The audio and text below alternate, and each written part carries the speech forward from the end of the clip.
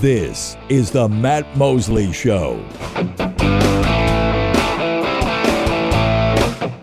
It's Matt Mosley Show on the E Radio Network. Mark Followill joining us now, Dallas Mavericks longtime TV voice and longtime friend of mine. Mark, it's fun to have you on the show. We're in a lot of different states that watch the Mavs and listen to the Mavs, and you and I go way back to 100.3. Sadly, one of our old stations. Well, we both have some different stations where we've worked, but we did so well at 103.3 FM. We turned it into a religious station, Mark. So,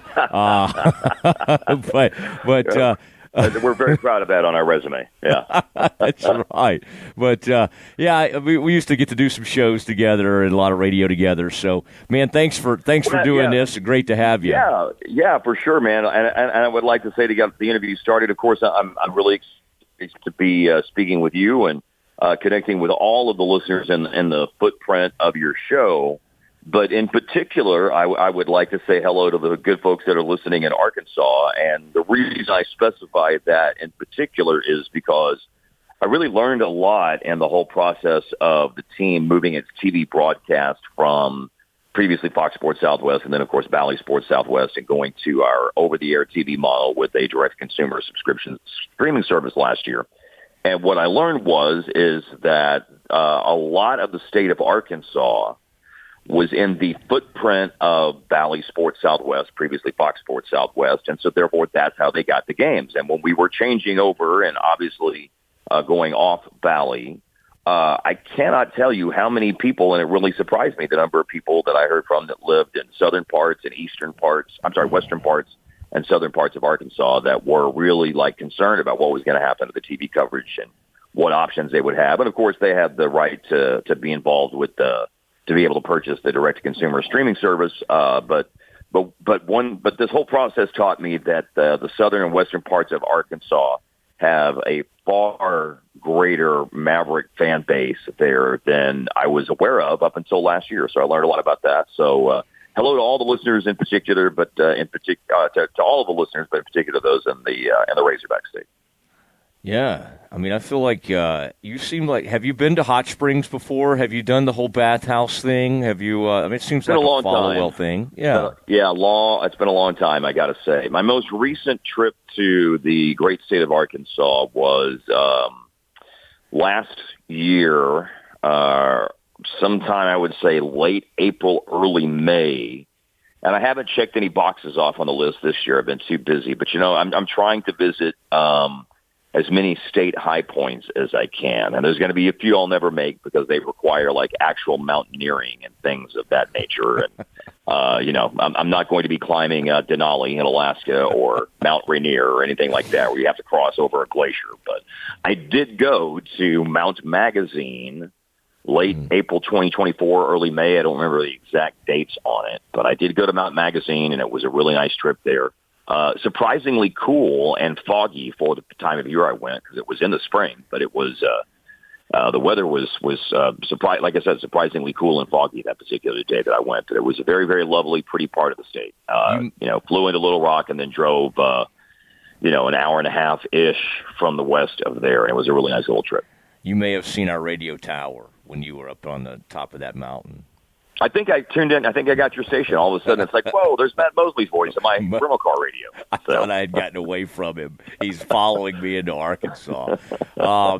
Was last night, was it emotional, Mark? Like the Cooper flag, especially with the reversal of fortune and knowing how gutting it was for you and a lot of Mavs fans, the whole Luka experience, and then, of course, the events of May 12th, which were shocking. The Mavs end up getting the number one pick of the lottery. So for it to kind of come full circle, so to speak, like when you heard the announcement, was it surreal? Did you feel some emotion attached to it? What was your in that moment? What was kind of going through your mind? And I know y'all were doing some things along that time, but what was your just initial reaction and feeling when that happened? When Silver makes the announcement?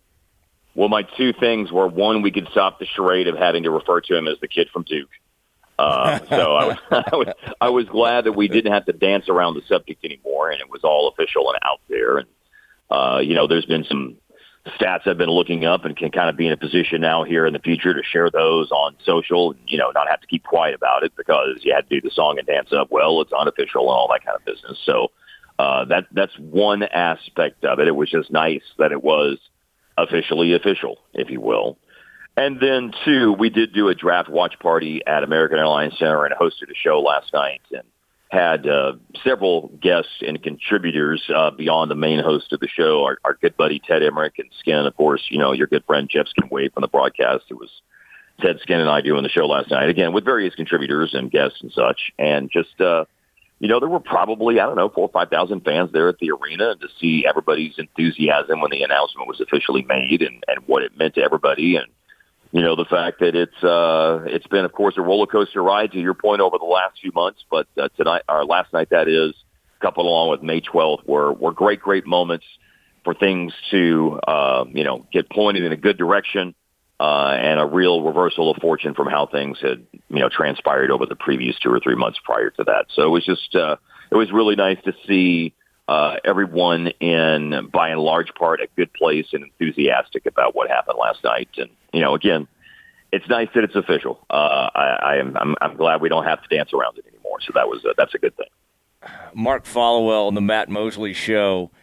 Mark, another Mark was with y'all last night, and Mark Aguirre. And I have to say, when I saw that y'all put something out, or the Mavs did, of who was going to be there, my eyebrows immediately went up, because I sort of know that, like a lot of us, the history of Mark and the Mavs and all of that. And so to know he was going to be there, I was just like, oh my gosh, this is very interesting. And then to watch his reaction, and I don't know how it all kind of came about, but sort of the outpouring from that crowd you mentioned, the 5,000 people there.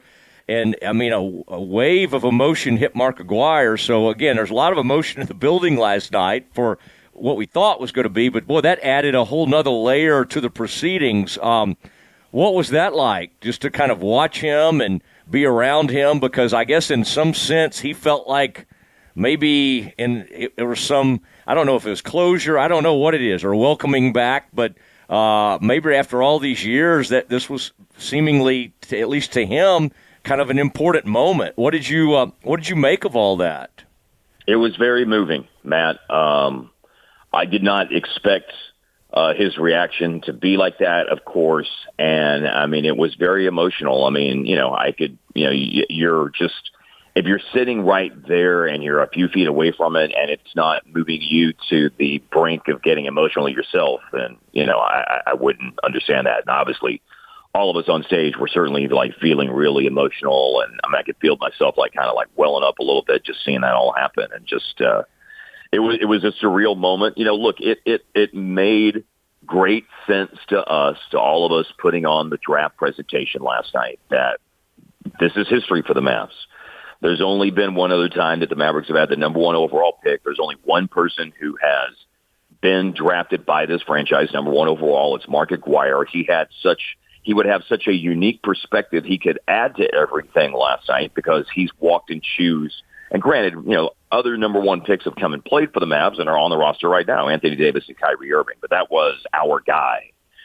He walked a path that, only Cooper Flagg is going to experience from being a Mavs number 1 overall draft pick. So it just made all the sense in the world that he was there to be part of it. And then I'm glad that, whoever executed the vision that we had all put together of, hey, this is something we think would be good for the show, was able to make it happen. And, I guess to your point, yeah, it represented closure. It represented a chance for Mark to have his role in the organization and his career with the Mavericks celebrated. And I can't speak for him. All I can say is, what I'm perceiving is of the emotions and what he had to say last night, and just that, he said it last night, that this was home. I mean, this is where he spent the bulk of his career. Obviously, we all look back at that, and it's a shame that there was an acrimonious nature to the breakup of Aguirre and the Mavericks in 1989. And, I don't know how much you remember about it, but what, of course, added to all of the difficulty of that was they traded for Adrian Dantley, and he didn't want to be here and didn't show up for a week or so before even doing a press conference. And then I think that there were a lot of people who then saw Mark go on and win a title, and there was anger, jealousy. I don't know. We all had probably different emotions as fans then. I mean, I was 18 years old when that was happening, and I know that it was hard for me to see, hey, this guy forced his way out of here. And it's not all just on him. I mean, there are two sides to a breakup, and it's not just all on one party in a situation like that. So, the Mavs of that era had to own their part of it as well. But,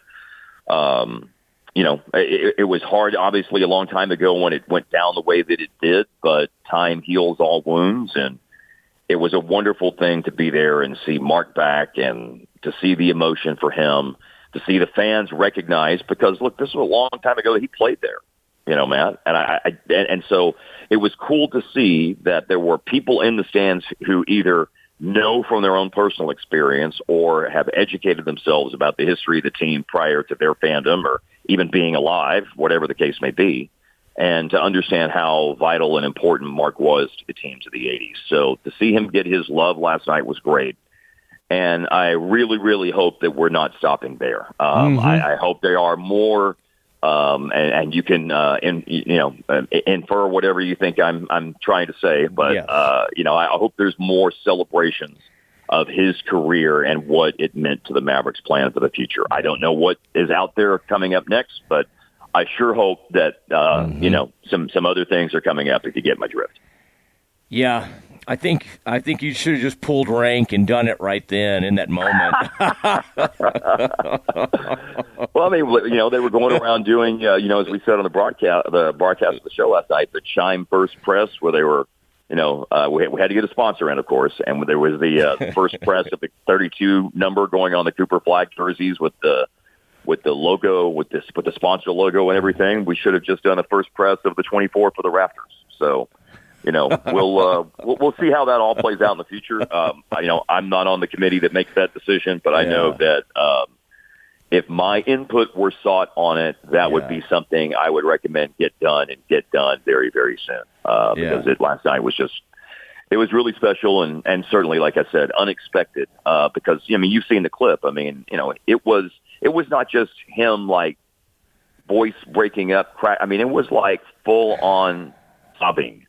What it meant to be back there, man. And it just, it was unbelievable to feel it up close. And like I said, I can't state enough how much I hope that more things are on the way to celebrate his meaning to the franchise. It's glad that all the bad stuff is way, way in the past now.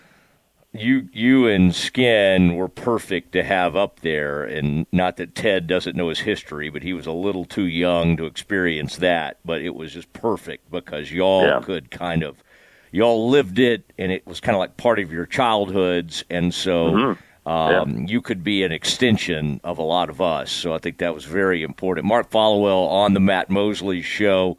Can you imagine a number one overall pick stepping into Mark a better situation? I mean, it's very rare that somebody gets a crack at somebody this incredible, and then they can surround him with the type of talent that the Mavs have. I think Cooper recognized that in his comments. I think he knows he's in a really good situation. Flash forward a little bit. What are your expectations for him day one? I mean, he's been so great at every level he's been at so far that it's hard not to have huge expectations right when he walks in. But where are you with that? And I'm sure once you realized where the Mavs were in the lottery, you probably watched even more of Cooper Flag than you did during the season to bone up on all of that. What are you? What are your kind of expectations for him as he gets to slot into what should be a really good lineup? I probably should have gone back and looked at past number one picks to see what the examples are of anyone who's walked into a situation like this. I mean, the only one, to be perfectly honest with you, that instantly comes to mind, well, there's two that instantly come to mind. Magic Johnson, obviously way back when, and Tim Duncan, because remember, David Robinson had missed most of the previous year with the back injury, and that's why the Spurs were in the position that they were in. So, you had generational talents in those situations come into, great situations. And Magic obviously won a title with the Lakers as a rookie, and that incredible series he had in 1980. And Duncan won a title with the Spurs in his second season in the league after being the number one pick in the 97 draft. So my expectations, to answer your question, though, Matt, I mean, they're pretty sky high, I got to tell you. Even though I know intellectually from a long time in the chair of doing this job that everyone has hard nights in the NBA, and Cooper Flagg is not going to be any different in that regard. But I think what I see in Cooper Flagg, and obviously, we're just talking about his high school and college career, but it just seems like he's a built different guy, and he's got the thing that you need to be. There are many things you need to be successful in the NBA, but one of them, of course, is this, and I don't think it ever gets talked about enough. The ability to be undeterred by negative things that happen over the course of a game or from game to game. And one of the best in the business I think about is Kyrie Irving, who is very notable for having difficulties in games and then all of a sudden being able to flip the switch and get it going in the fourth quarter. And I think Damian Lillard has always been one of the very, very best in that regard of, and I say it this very specific way, of not being deterred by negative things that happen in the game, because I remember talking about it with Rick Carlisle when he was here, and about certain individuals and players, and that was kind of the phraseology that he used. And so it's just kind of stuck with me over the years. And I think it seems to me that based on what we have seen about Cooper Flagg and his confidence and his competitiveness, that he will be an individual who's not going to be deterred by negative things that happen in a game or, in one game, and let that carry over to the next game. So, my expectations are sky high, fully realistic that no one is going to be perfect night in, night out, but I think he's going to hit the ground running, and there's no reason, of course, that he's not the instant number one top contender for being Rookie of the Year in the NBA. I don't see why anyone would go into it with any other expectation than that, because of what he's capable of doing. And capable of doing it too, hopefully. We got to get the team healthy and everything, but to be able to do it to put up great numbers and do it within the context of at least some significant degree of winning. I'm trying to be realistic about that part of it too. But, there's no reason not to think that the Mavs are going to be a way, way better team, obviously, next year than how they finished this year with health and with an injection of talent like Flagg. Well, I'm happy for everybody involved, and happy for you because, to get to see Dirk and then Luka and probably have that feeling of like, well, I'm going to keep rolling, I'm going to keep doing this, but this is tough to see that time end. And then here comes Cooper Flagg. So, it's an amazing. It'll be so much fun to watch. By the way, any other the rest of the draft? Did Joe Dumars? That decision is getting panned widely. But the player for the University of Texas, Trey Johnson, by the way, won a state title in your old neighborhood in Lake Highlands, and so that was pretty awesome. Now the Wizards. I don't know. They've been out in the wilderness for quite a while now, but between, VJ Edgecombe coming out of Baylor, going to the Sixers, that's another pretty good situation, especially for a number 3 overall.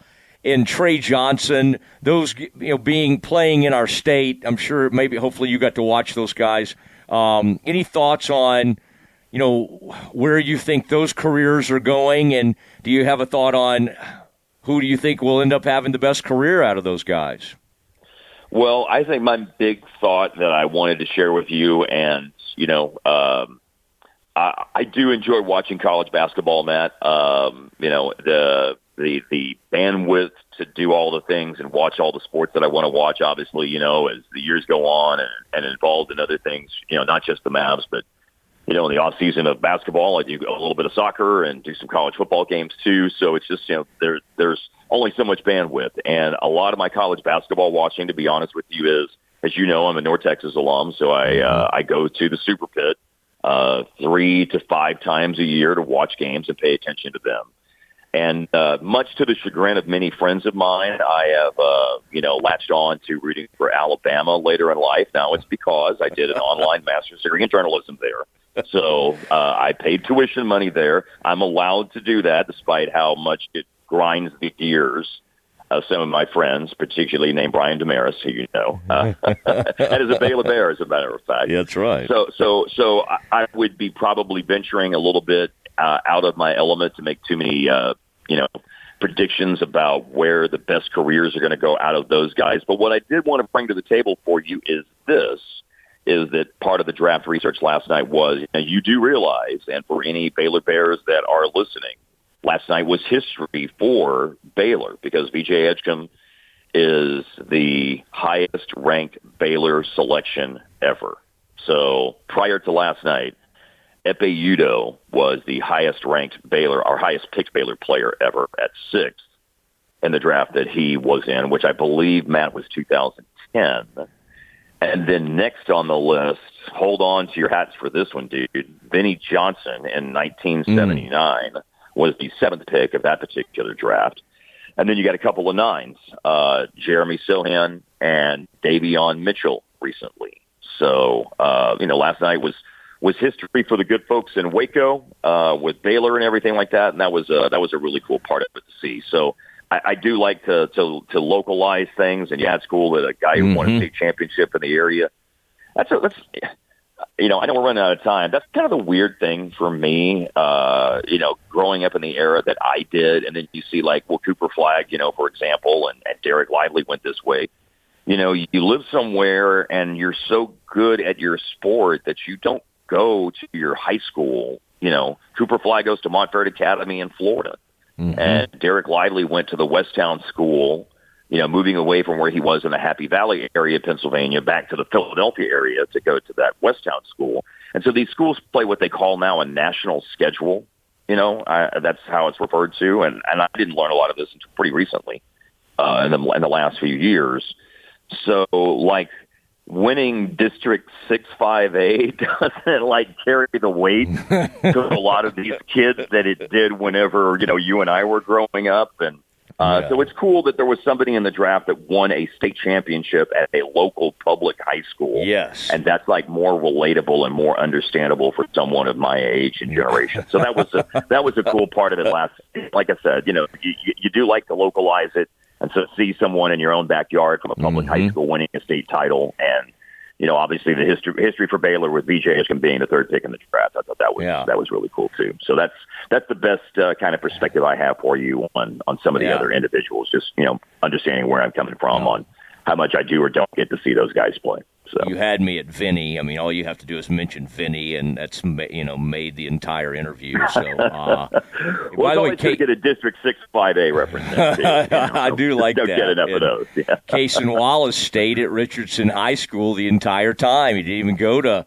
Ryland did the same thing. He was floating around college somewhere now. I don't know. He was at Bama at some Ryland point. Griffin, right? He went to Alabama. Yeah. He was on that really good Bama team with Brandon Miller a couple years ago. Yes. Yeah. But, I've been down there, man. It's like if I'm going to get a degree from a place, I'm going to go there. And so I've been to Tuscaloosa, and while I was, I finished that up in 2023, but, went down and met some professors, and I went to, I've never gone to a football game there, but I've been to basketball games, and I went to that Alabama-Auburn basketball game when Alabama came back from down 17 in the second half and won the game in overtime, man. And it's a fun town to go to, Tuscaloosa, and it's really wild to see the hatred of the Alabama-Auburn rivalry in person, and that's only basketball. But it still permeates there. That's not even football, where obviously the real hatred of the rivalry boils to the surface. But it was wild to see that in person. And Ryland Griffin was a good player on that team, but like many, obviously, guys move around a lot now, so that's another thing that's changed. But it is what it is, and we all get used to it, I suppose. All right, you're SEC Followill to me from now on. I'm just gonna fully embraced it. And by the way, Damaris, we did go to school together. We did not really know each other at that time, but we had some mutual friends. And I look like what you would think. I look like a baby. I look like a kid when I was at Baylor. And Brian Damaris looked exactly like he looks right now. Like that, it's good not to ever change, right? That's a good thing. But Brian Damaris does not look almost any different than I remember him when I saw him on the Baylor campus 30 some odd years ago. So, well, the funny thing about that too is that he speaks. And for those who don't know, Brian is my podcast partner on Take That With You, which is available on Mavericks video and digital platforms. We do it weekly during the season, and then we do it as necessary during the off season. And he's also the analyst on the radio broadcast with your good buddy and mine, the great Chuck Cooperstein. Brian, when he was at Baylor, and I don't know how many of your listeners know this, but there is a fraternity on campus who, among their roles in the campus social life hierarchy, is to take care of the bear. Mm-hmm. And so I believe that's changed now. I'm not sure that there's a fraternity that's charged with that. I believe they put that in the hands of people who have a little bit more understanding and realize the ins and outs of appropriate animal welfare. Yes. But it was a very, very serious deal at the time that he was in that fraternity that took care of the bear, and it was something that you really truly did. Like, I mean, I'm sure you well know. I mean, you took great pride in that and did that to the very, very best of your capabilities, of course. And he was in the fraternity. I don't know if you know that or not, but he was in the fraternity that was tasked with the actual taking care and handling of the Baylor Bear.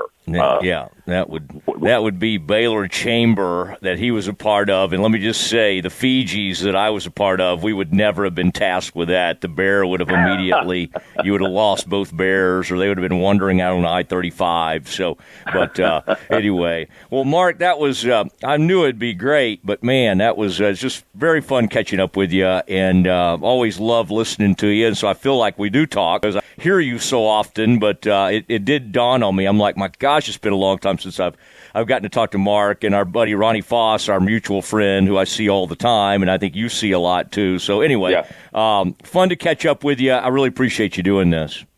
Yeah, thanks. I know we went way over time, but it was a really enjoyable conversation, and I enjoyed the catch up as well. And glad we covered a lot of ground there. So again, thanks to your listeners for tuning in, and to all of them in the Arklatex area that are listening, that are big supporters of the Mavs. We do genuinely really appreciate that. We obviously don't get to connect in the same way because of distance, but we super appreciate all of our TV broadcast supporters and team supporters that are there. So thank you very much, Matt. Appreciate it. You bet. There he goes, Mark Followill, voice of the Dallas Mavericks, TV coverage, and a longtime friend. It is time to talk a little Rangers. DeGrom almost gets the no-hitter. That is next. More Matt Mosley coming up.